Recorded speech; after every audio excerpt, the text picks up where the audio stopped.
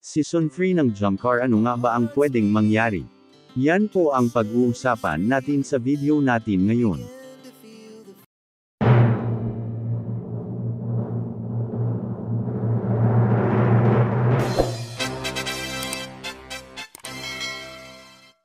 Bago po natin simulan ang video natin ngayon, ay binabati ko po kayo ng isang mapagpalang araw, at salamat sa pagdalaw.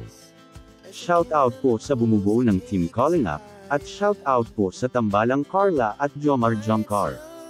Sa latest upload nga po ng Jump Car, na kung saan ay pinuntahan nga po ni Calling Up Rob si Carla, para kumpirmahin ang Season 3 ng tambalang Jump Car, kung papayag pa ba si Carla na magpa-vlog sa love team nila ni Jomar.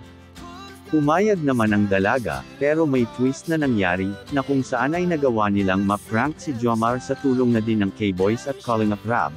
Sa kabilang banda ay alamin natin kung ano ang posibleng mangyari sa Season 3 ng Jump Car.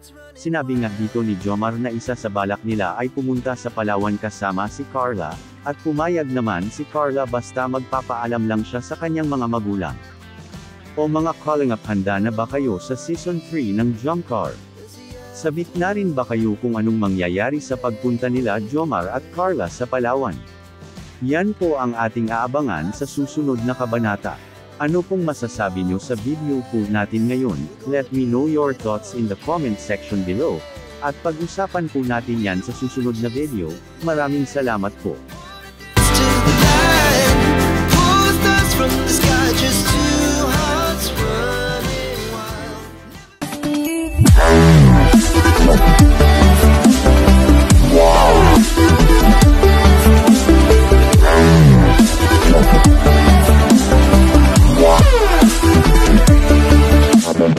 Yeah.